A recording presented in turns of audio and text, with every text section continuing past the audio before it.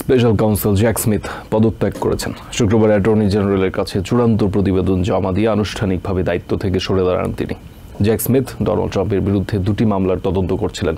তার একটি নির্বাচনে হস্তক্ষেপের চেষ্টা এবং আরেকটি রাষ্ট্রের গোপন নথিপত্র অবহেলার মামলা। দুটি মামলাতেই ট্রাম্পকে অভিযুক্ত করা হয়েছে। আইন বিশেষজ্ঞরা বলছেন, দোষী সাব্যস্ত হয়েও শুধু রাষ্ট্রের প্রধান নির্বাচিত হওয়ায় জেল জরিমানা থেকে বেঁচে গেছেন ট্রাম্প, নইলে তাকে এভাবে নিঃশর্ত অব্যাহতি দেওয়া হতো না। প্রেসিডেন্ট ইলেক্ট ডোনাল্ড ট্রাম্পের বিরুদ্ধে হাসমানি মামলায় নিউ ইয়র্কের স্টেট সুপ্রিম কোর্টের বিচারক হুয়ান মার্শানের শুক্রবারের রায় এক অভূতপূর্ব ঘটনার জন্ম দিয়েছে।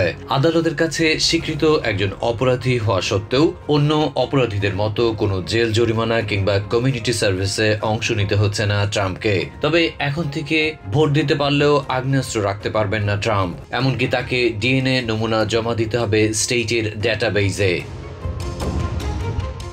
আইন বিশেষজ্ঞরা বলছেন, দোষী সাব্যস্ত হয়েও শুধু রাষ্ট্রের প্রধান নির্বাচিত হয় জেল জরিমানা থেকে বেঁচে গেছেন প্রেসিডেন্ট ইলেক্ট, অন্যথায় তাকে এভাবে নিঃশর্ত অব্যাহতি দেওয়া হতো না। এই বিশেষজ্ঞের মতে বিরল এক ঘটনার জন্ম দিয়েছে হাসমানি মামলা। ব্যবসায় নথিপত্র জালিয়াতি করে অন্য কেউ হলে অন্তত জরিমানার কবল থেকে মুক্তি পেতে পারত না। ট্রাম্পের বিচার কাজে দীর্ঘসূত্রিতার অভিযোগ তুলেছেন কোনো আইন বিশ্লেষক। তাদের মতে অ্যাটর্নি জেনারেল মেরিক গারল্যান্ড আরও আগেই পদক্ষেপ নিলে পরিস্থিতি ভিন্ন হতে পারত, অর্থাৎ নির্বাচনের একেবারে আগ মুহূর্তে রায় নিয়ে অপেক্ষা করতে হতো না।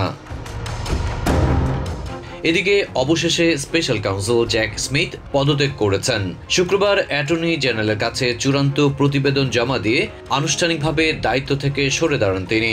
বলা যেতে পারে মানে সরে পড়েছেন তিনি, কেননা ট্রাম্প দায়িত্ব নিয়ে তাকে বরখাস্তের হুমকি দিয়ে রেখেছেন। স্মিথ ডোনাল্ড ট্রাম্পের বিরুদ্ধে দুটি আলাদা মামলার তদন্তের কাজ করছিলেন। প্রথমত নির্বাচনী হস্তক্ষেপ চেষ্টা এবং দ্বিতীয়ত রাষ্ট্রের গোপন নথিপত্র অবহেলা মামলা। এই দুটো মামলাতেই ট্রাম্পকে অভিযুক্ত করা হয়েছে, যদিও তিনি সব অভিযোগ অস্বীকার করেছেন।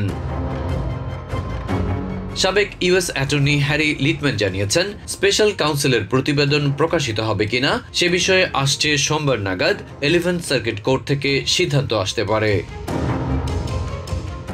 2021 সালের 11 মার্চ দেশের প্রধান আইন কর্মকর্তার দায়িত্ব নেন মেরিক গারল্যান্ড, কিন্তু জ্যাক স্মিথকে স্পেশাল কাউন্সিল নিয়োগ দেন 2022 সালের 18 নভেম্বর।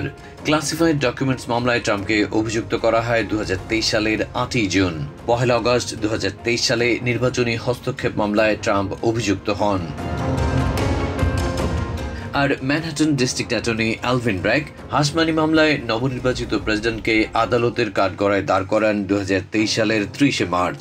অর্থাৎ 2021 সালের 6 জানুয়ারি ক্যাপিটল দাঙ্গা নিয়ে এত সরব আলোচনা সমালোচনা সত্ত্বেও ডোনাল্ড ট্রাম্পকে আইনের আওতায় আনতে যথেষ্ট দেরি করা হয়েছে বলেই আইন বিশেষজ্ঞদের অনেকেই ক্ষোভ প্রকাশ করছেন।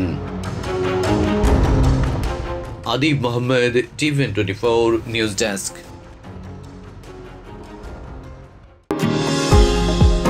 নিউ ইয়র্ক থেকে সম্প্রচারিত TVN 24 টেলিভিশন বিশ্বজুড়ে বাঙালির কণ্ঠস্বর।